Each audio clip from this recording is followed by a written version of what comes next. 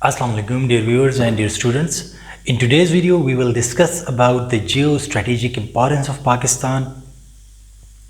But this will not be a conventional explanation of the geostrategic importance of Pakistan, because lately there have been many developments in the regional politics and in the international politics.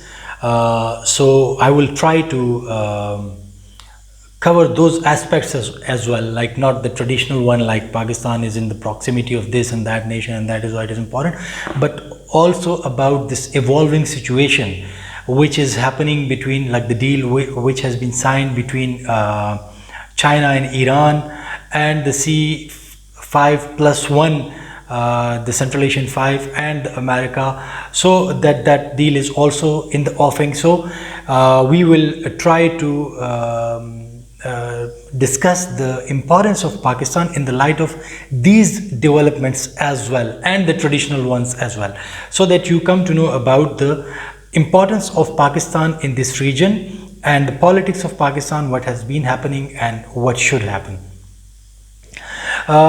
First of all, the geostrategic importance, basically it is a combination of two words.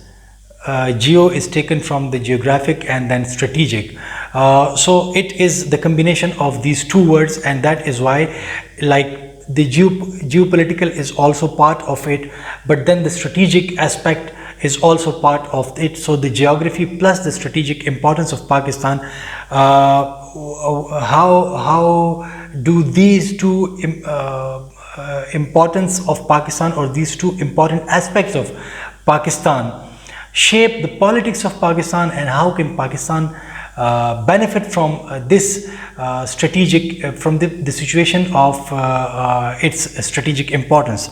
So this is basically the geostrategic importance. And just for your understanding, that the territory of Pakistan is about 796096 square kilometers, and it has about 1600 kilometers border with India, then about 2200 or 22 to 2400 kilometers border with Afghanistan, then 600 with Iran, and 700 coastal line, and about 600 with China. So this is like the explanation of the borders. And the border with India is historically it is known as the Red Cliff line. Then with the border with Iran, which is, some say that it is 700, some say that it is 900. So let's take it 900, not 700. But the border with Iran is about, that is known as the Goldsmith line historically. Then with China, which is about 600 kilometers, so it is the Pak-China border, it is the Sino-Pak border, this is what it is known as. And then with Afghanistan, the border is known as the Durand line. So this is the historical, these are the historical names of these borders with our neighboring countries. And then we have about 700 kilometers coastline. So this is the geography of Pakistan, that it is in South Asia and situated between these countries, bordering this much area with such and such country. So this shows that geographical reality of Pakistan. How do we say that Pakistan is strategically really important? So number one point which makes it really important when it comes to the geostrategic location of Pakistan, so that is the geostrategic importance of Pakistan. So number one is that it is in the proximity of the great powers. I'll elaborate this later on. Then number 2 point is that it is a gateway to Central Asia. Then it is a significant transit economy. It can be a significant transit economy. Then it is a very important country in the chain of Muslim countries. And then it can be a link, and it is a link for China, or it is a bridge for China to link with the Middle East, the North Africa, the Eastern Europe. So this is, we will explain, but these are just some of the highlighters for you. And then Pakistan is also very important because again, China, trade, the Indian Ocean, and there is India wants to have hegemony in the Indian Ocean. The US also wants to have this hegemony not only in the Indian Ocean but in the Pacific Ocean, but particularly in the Indian Ocean. So through India, it is cultivating India. So that is why China is tilted towards Pakistan. It is inclined towards Pakistan to bypass India or to challenge its hegemony through Pakistan or along with Pakistan. So it also makes it very important. It also makes Pakistan very important. Now, when it comes to the proximity of the great powers, so you can see that Pakistan has been in the proximity of the then Soviet Union. That was why at that time, during the Cold War time, it was a strategically very important country, and then it played a vital role in the Afghan Jihad in 1979 to 1980, or the Afghan War 1979 to 1988. So it played a vital role, and it shows the geostrategic importance of Pakistan. Had Pakistan not been situated in this location, it would not have been that much important for the USA at that time. Again, after the 9/11, because of its proximity with Afghanistan, so Pakistan was termed as one of the major non-NATO ally of the US. So it shows the importance of Pakistan because of its proximity, because of its geography. That is why it is important. And then due to this proximity, every state, every big power wants to have good relations with Pakistan or influence Pakistan in this way or that way, so that Pakistan starts facilitating that great power in order to give it an access to the Central Asian states. So this is also quite important. That position of Pakistan is also quite important, and it enhances the geostrategic importance of Pakistan. If you look, I will try to display this map over here, which is right now in front of me, but if I could not, you can just Google it. But I will try to display this map over here. So if you look at the map, you will see that there are some choke points in the Indian Ocean, and these choke points are really important for world trade. Indian Ocean is quite important for the world trade via sea. So it is important for China as well. Like the Strait of Malacca, that is one choke point, and whenever China would do business with the rest of the world, will export its good to the rest of the world, or would import oil from other countries to China, so it will have to pass through the Strait of Malacca, which is a problematic area for China. Indian islands are quite close over there, so the Indian influence is there in that area. The Indian naval base, like the Port Blair, it is there quite close to the Strait of Malacca.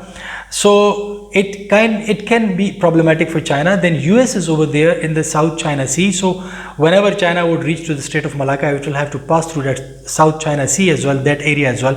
So over there is US situated in many islands in that open ocean or international waters. So the US fleets are there. It is a problem for China. So what is the feasible way for China to have good relations with Pakistan, develop transit route with Pakistan, so that rather than going through the Strait of Malacca, China use the ports of Pakistan, the Arabian Sea, and then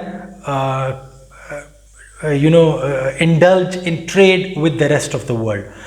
But over there is another choke point, and that is the Strait of Hormuz, and we will come to the Strait of Hormuz again. And then later on we have got this other choke point with Djibouti.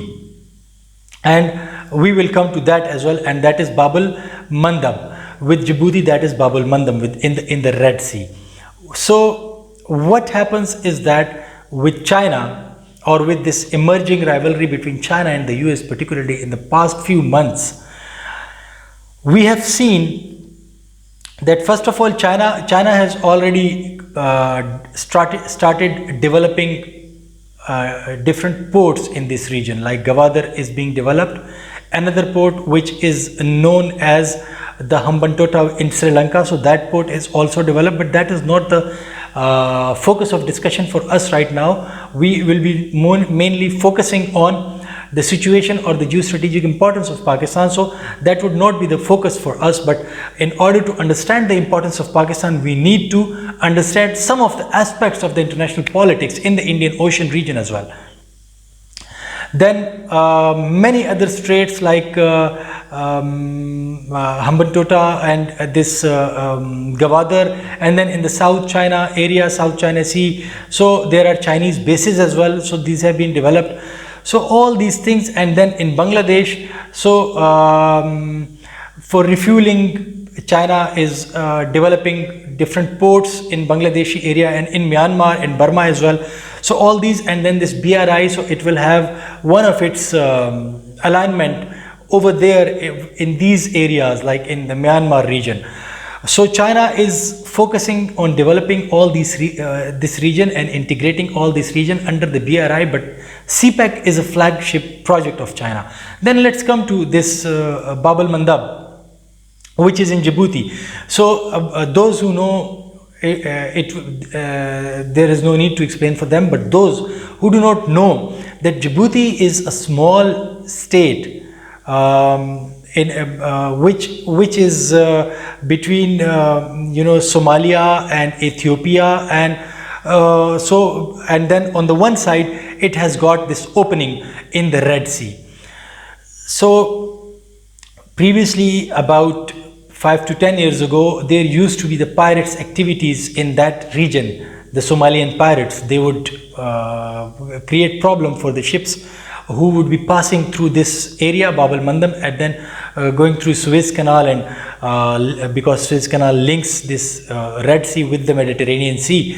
So that Suez Canal is also very important, and this is one of the major international trade routes. So that is why it is really important. The oil supply is done through this area, and the trade is done through this area with the whole world.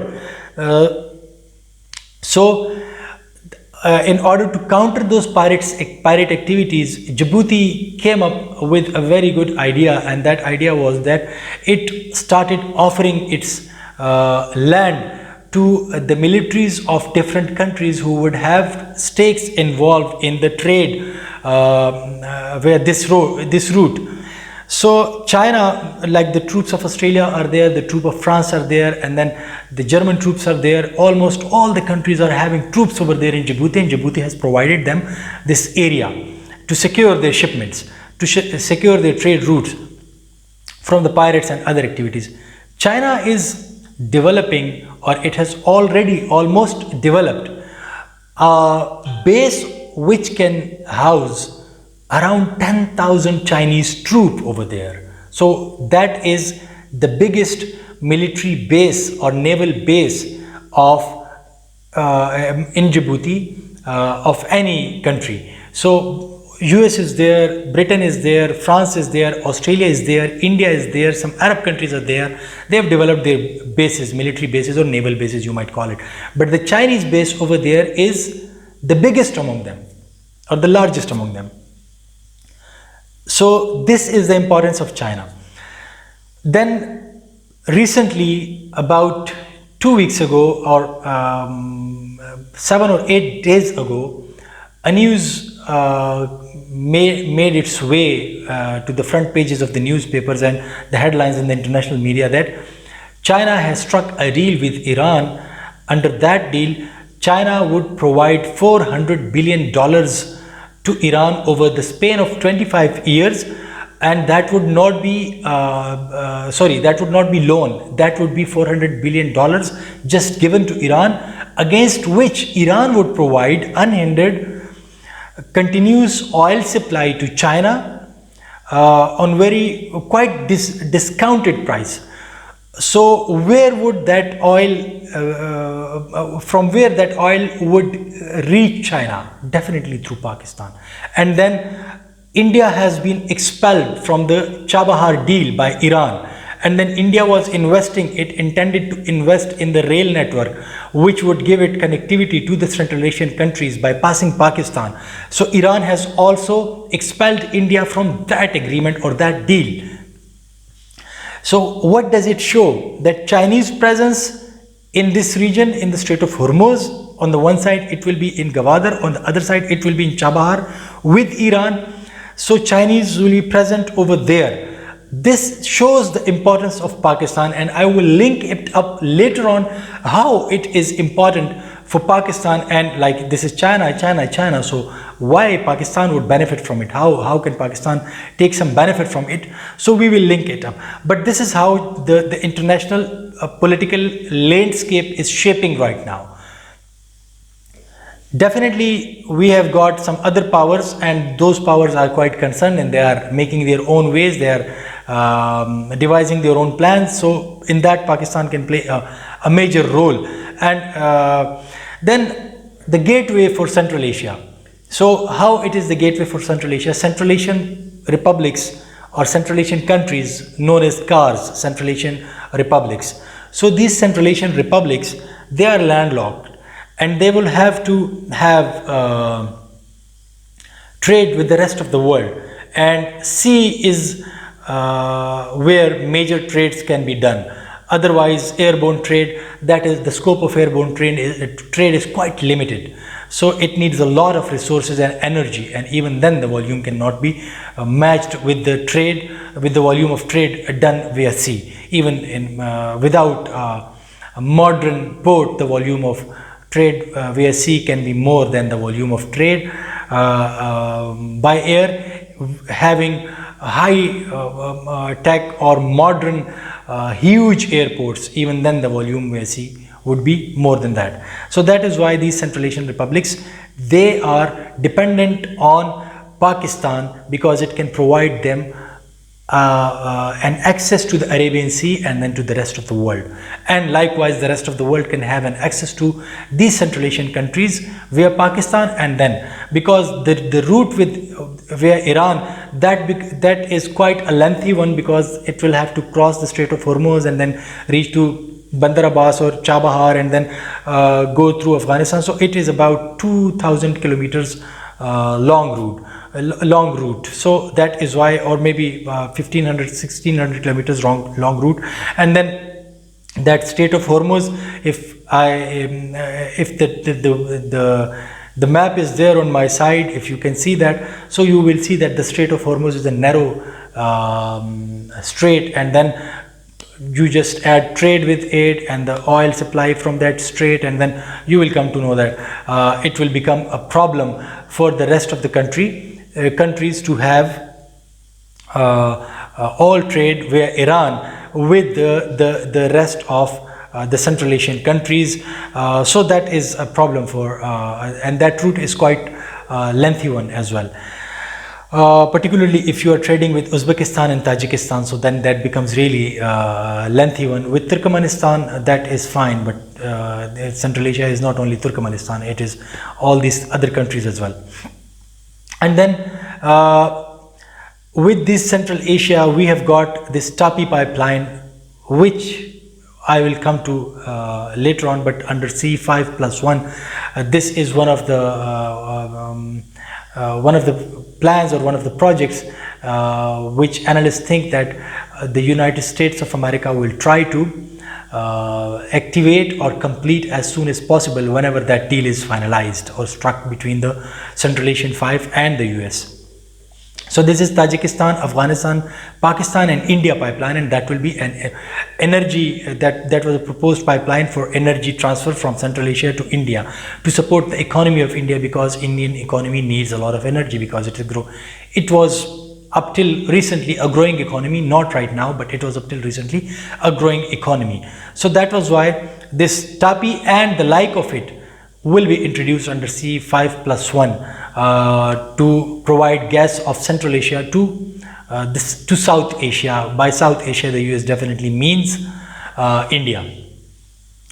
Then IPI project was one project which is now almost dead, but previously this project had increased the importance of Pakistan, and this was known as the India-Pakistan-Iran pipeline.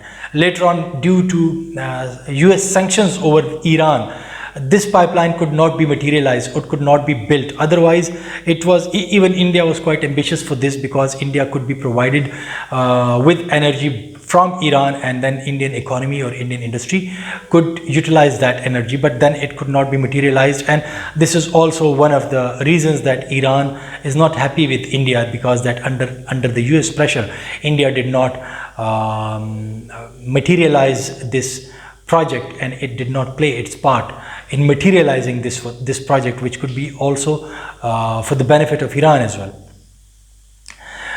So that is, and then there are domestic networks of energy networks, like, you know, in Pakistan and in India. So all these things, but particularly in Pakistan, in these domestic networks, they can be expanded to the regional countries, to countries in the region. So it also increases the importance of Pakistan. Then I have already explained this part a bit.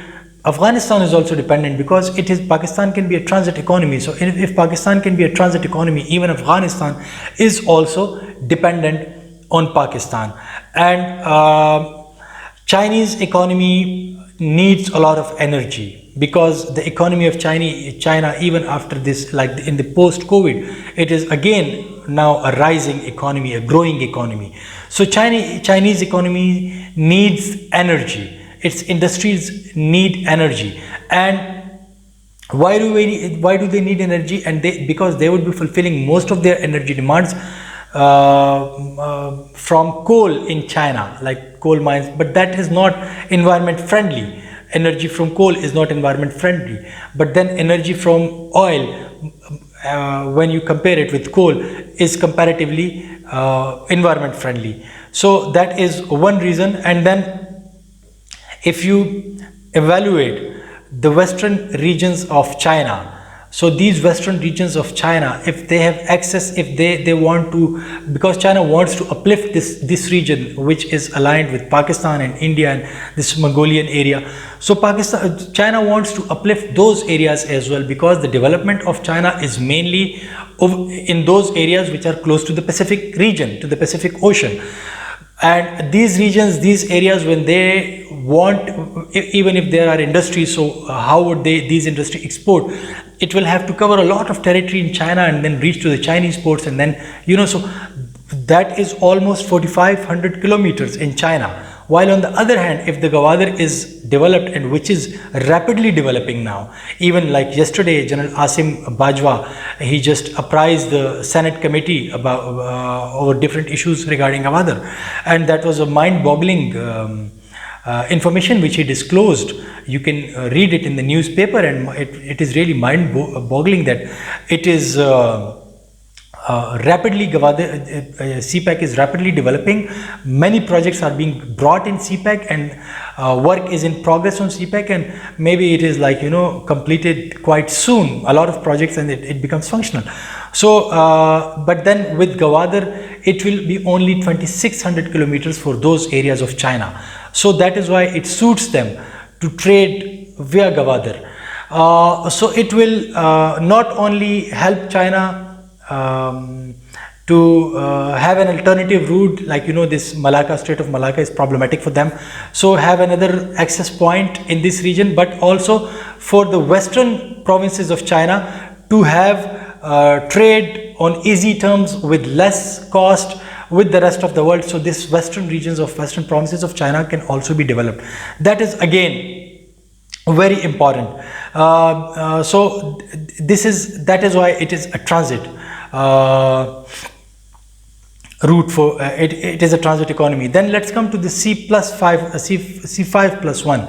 In this C5, we have Kazakhstan, Turkmenistan, Uzbekistan, Kyrgyzstan, Tajikistan.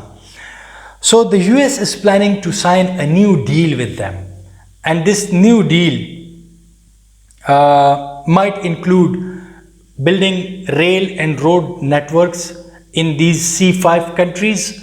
US will definitely be on the back of it. So this is a competitor of BRI. You might call it a competitor of BRI brought by the US in this region, because with the BRI, with the recent development in the region, the influence of US is being checked. So the US wants to become relevant. Up till now, the US was just trying to intimidate the regional countries, like the stick policy was there and there was no carrot in the US policy for the region, larger scheme of things for the region. The carrot was not there. But now the Chinese development model is quite different from the US. China is also influencing countries, different countries, but China is giving them, that is the soft power. It is providing them, this is not the checkbook diplomacy as well. Like China is giving them money and it is befriending them with money. But the US is always trying to intimidate them, trying to bully countries, weak countries, in order for them to become friends of the US or accept whatever the US wants them to accept. So now US is changing its policy and it is C5+1. So the rail and road network will be built in those regions. So it is a regional integration plan by China, by the US, which will be signed in the coming few months, I guess. Then infrastructure development will be another aspect of that C5+1. Then technology transfer will be another aspect, and the development of telecommunication will be also one of the aspects of it. Then ports will also be developed. Now this is very interesting, because these Central Asian countries, previously I've told you that they are dependent on Pakistan because they are landlocked. So why would they develop ports? I will come to this point in a bit. And then these Central Asian countries, now just try to understand. Just a few days back, 2 or 3 days back, a news piece appeared in some of the newspapers, and then some of the news reporters covering different beats in Pakistan, they also disclosed this news, or they announced this news. They informed us about this. There's some of the Central Asian countries which I just named, like the Kazakhstan, Turkmenistan, Uzbekistan, Kyrgyzstan and Tajikistan.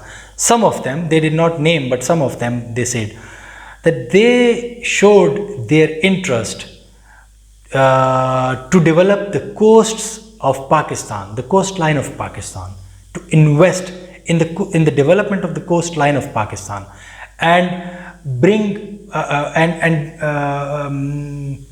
and construct many ports along the coastline of Pakistan. Like Gwadar is a huge port, Karachi is a huge port, but then many other ports.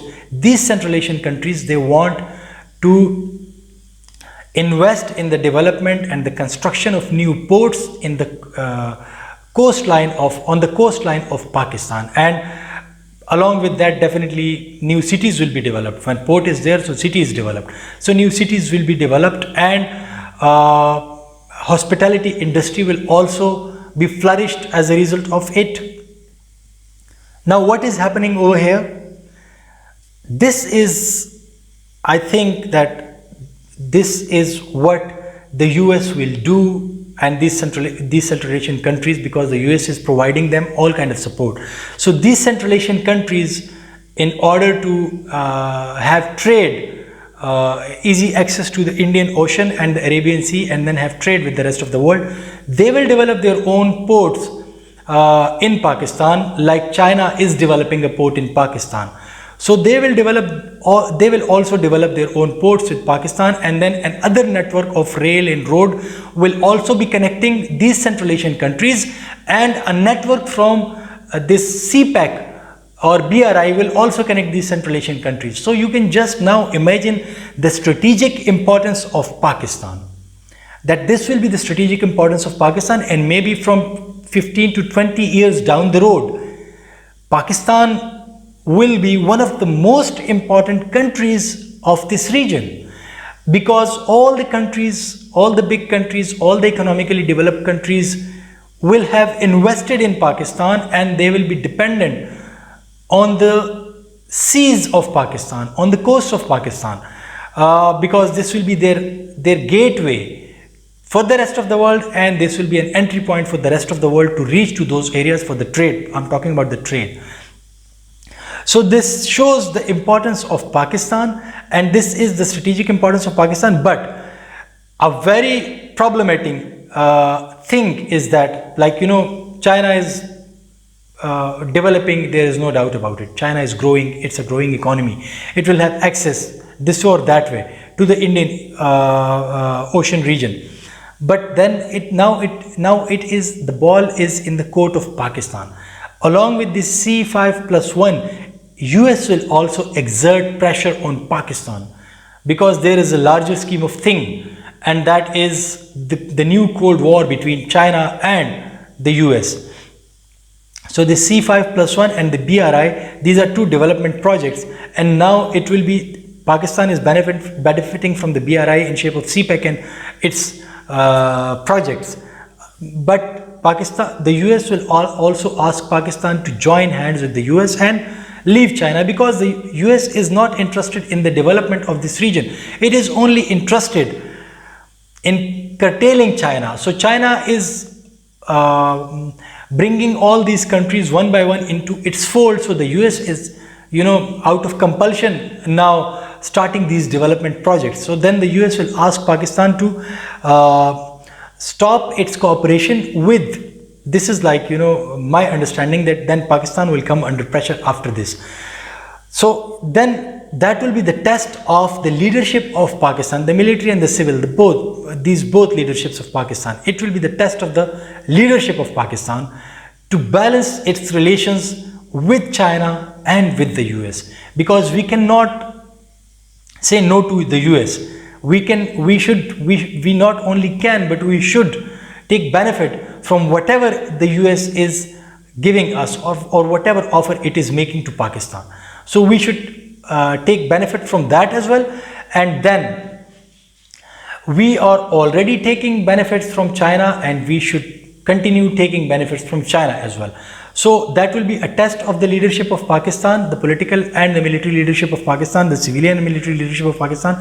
And it will be very interesting to see how Pakistan manages its relation with both these wings, or both these blocks, because it will be not a wise decision on part of Pakistan to say no to either US or China, which is, Pakistan will never say no to China.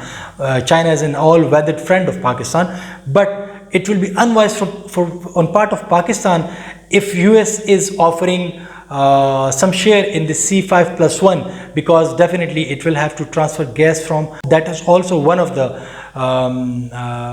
aspects of C5+1, or one of the aims of C5+1. Whenever that deal is finalized, then we will study the terms and the objectives of the deal. But up till now, based on my study about C5+1, so that is also one of the aspects of the C5+1, or one of the aims of the C5+1, that energy from Central Asia will be transferred to South Asia.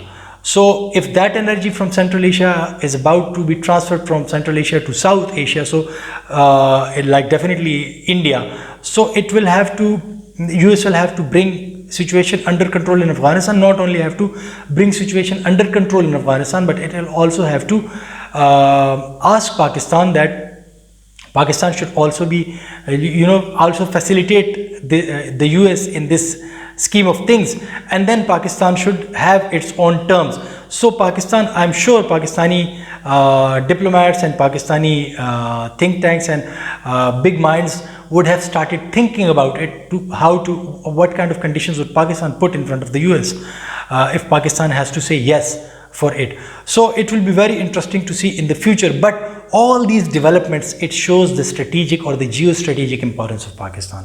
The main point which you need to keep in mind is that it just shows the geostrategic importance of Pakistan. And previously, when it was Cold War, the Afghan War was there, and even then, so between the two superpowers, and now the rising China and the competing US, or the existing hegemon. So Pakistan is again kind of sandwiched. But at this point of time, Pakistan should take benefit from having good relations with both these big powers and not to indulge in any kind of rivalries between these two powers, but just to take benefit or dividends of whatever they are offering in terms of economy.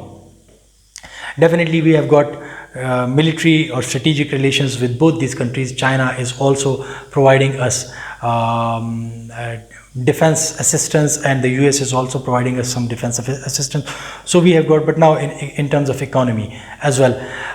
So that is why, and then this 63% of the oil supply of the world is from the Gulf countries, and China is the biggest importer of the oil because of its energy. So definitely another important aspects of another important aspect of the geostrategic location of Pakistan.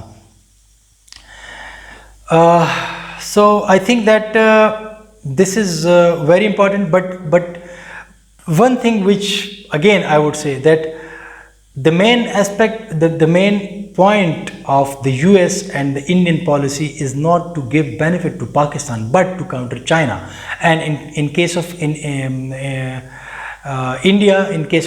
India also wants to have, to equal its score with Pakistan, and it is an existential threat for Pakistan as well because of historical animosity between India and Pakistan.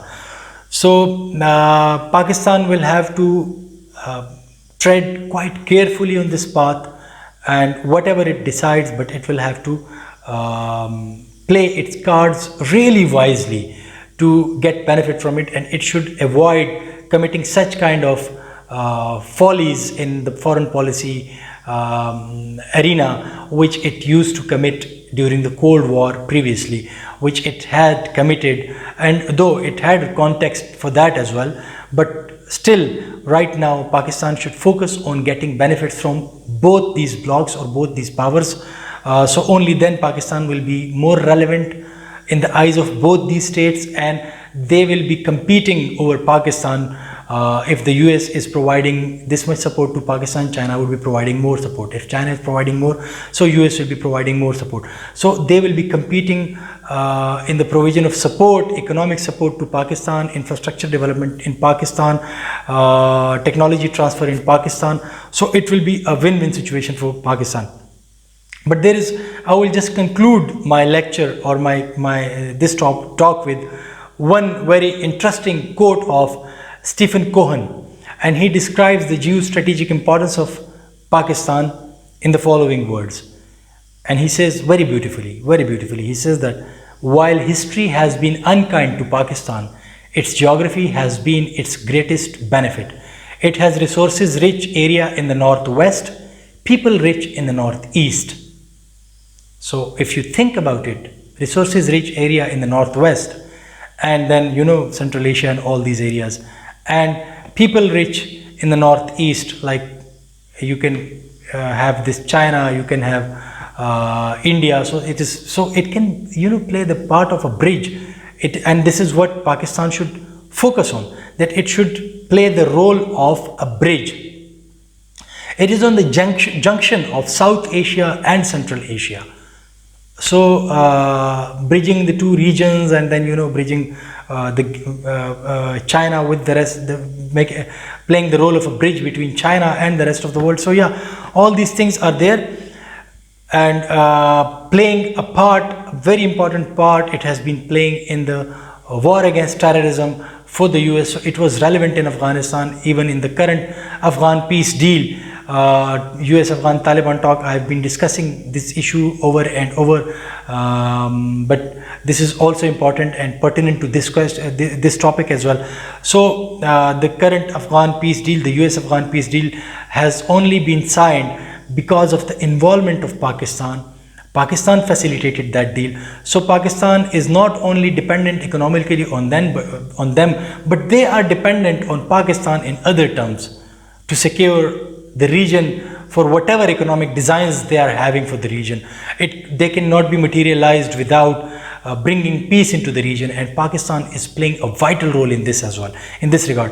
So I hope that this particular aspect of international relations, which is relevant to our country as well, has been elaborated well for your understanding. If you have any question, any other aspect you want me to make a vlog about that, you just post that in the comment section, and I will try to answer that question if that is a question of short nature, and if it is a comprehensive question, then I will try to come up with a vlog, not that much lengthy, but 10 to 15 minutes vlog regarding that issue as well. So inshallah, see you in my next vlog. Up till then, take care. Allah Hafiz.